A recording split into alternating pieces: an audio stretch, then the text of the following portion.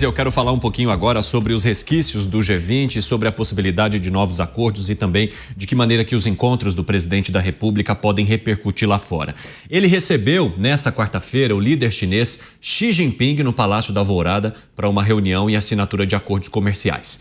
Entre os principais temas discutidos no encontro está o impacto da vitória de Donald Trump na eleição presidencial dos Estados Unidos sobre a agenda global. Além da proximidade entre Brasil e China, que é amplamente criticada pelos pares do republicano, os países trabalham em uma proposta de paz para a guerra entre Rússia e Ucrânia, mas acreditam que os Estados Unidos assumirão a ponta e o protagonismo nas negociações. Além disso, o presidente Lula e Xi Jinping assinaram 37 acordos bilaterais nas áreas da agricultura, indústria, investimentos e infraestrutura. No entanto, o governo brasileiro teme que o país possa ser alvo dos Estados Unidos por sua proximidade com a China ou ser afetado pela entrada massiva de bens industrializados chineses, perdendo o domínio sobre o mercado nacional. Eu queria saber de você, Mota, de que maneira que a entrada de Donald Trump complica ou não, né, esse meio e essa vontade do Brasil de expandir os negócios com a China e se de fato o Brasil poderia ser colocado como um protagonista, nas negociações de paz que os Estados Unidos pretenderiam tocar lá na frente, quando falamos do conflito entre Rússia e Ucrânia. Em algum momento, o Brasil significou o articulador de paz desse conflito?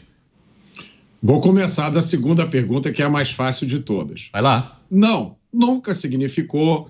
A maior contribuição que o governo brasileiro, não vamos usar Brasil, porque dá a impressão que a gente está falando do país. A gente está falando, na verdade, de personagens políticos. E um deles deu uma sugestão, que Putin e Zelensky sentassem numa mesa de bar, tomassem uma cerveja e resolvessem a guerra. Essa foi a grande contribuição do Brasil.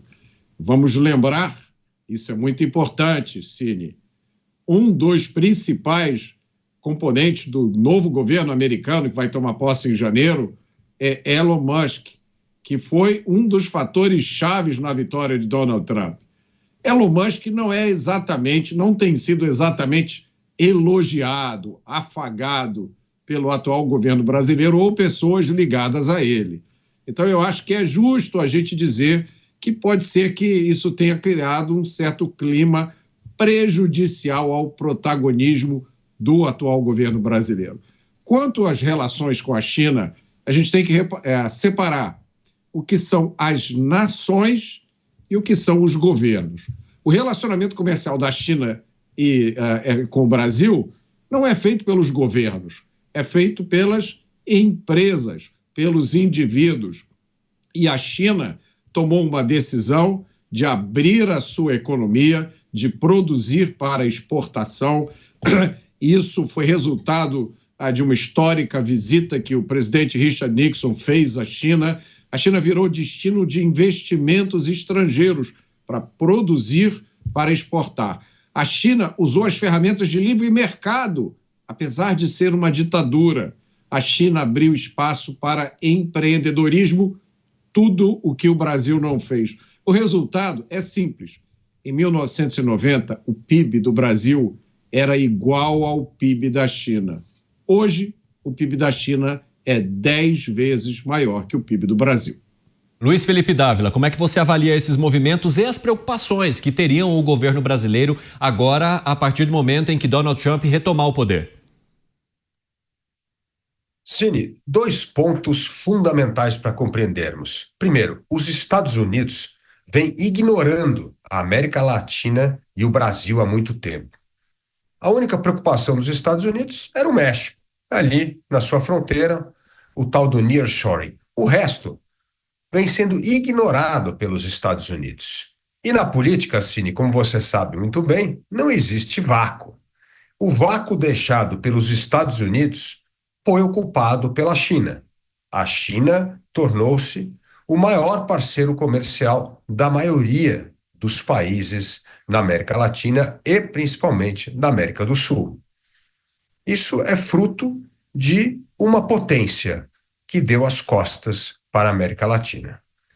E a China vem ocupando esse espaço com cada vez mais vigor, com aumento da exportação, com aumento de importação e principalmente com aumento de investimentos em infraestrutura, em rodovias, em ferrovias, no setor elétrico.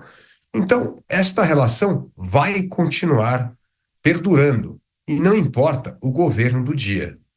Ou seja, ou os Estados Unidos acordam para a importância da América do Sul e da América Latina e começam a fazer algum sinal, ou a China vai se tornar o parceiro preferencial, tanto para investimento como para o comércio exterior.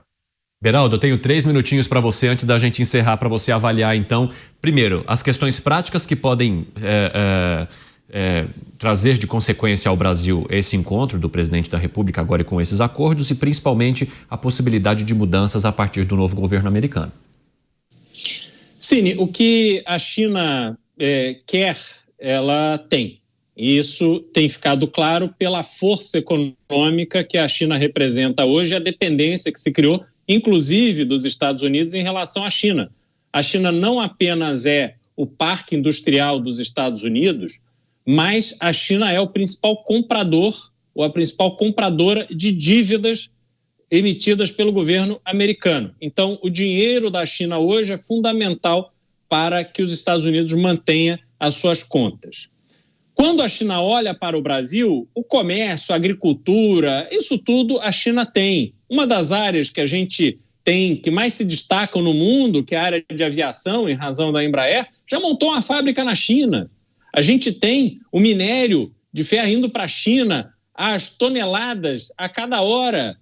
Uma boa parte da nossa agricultura também vai para a China. Então, a China do Brasil, ela tem o que ela quer. Então, a relação que a China precisa com o Brasil não é uma relação de equilíbrio e de respeito. A China está buscando uma relação de submissão. Este é o propósito da China, porque ela reconhece a força geopolítica que ela tem e a força da sua economia, a dependência que ela gera. Quando o presidente chinês vem ao Brasil falar da nova Rota da Seda, que é um nome bonitinho, que parece inofensivo, o que está se tratando é de uma pressão que o governo chinês vem fazendo no governo brasileiro para que a China passe a investir pesadamente no desenvolvimento da infraestrutura brasileira, que o Brasil não investiu, e agora vamos entregar para a China, para que a China controle os acessos tanto de estradas, ferrovias, quanto de portos, para que ela possa escoar de forma mais eficiente a produção no Brasil daquilo que interessa a ela. Então, não existe equilíbrio nesta relação. E da forma como o governo brasileiro vem se comportando do ponto de vista internacional, se comportando mal, mostrando fraqueza, mostrando desconexão com os verdadeiros problemas do mundo.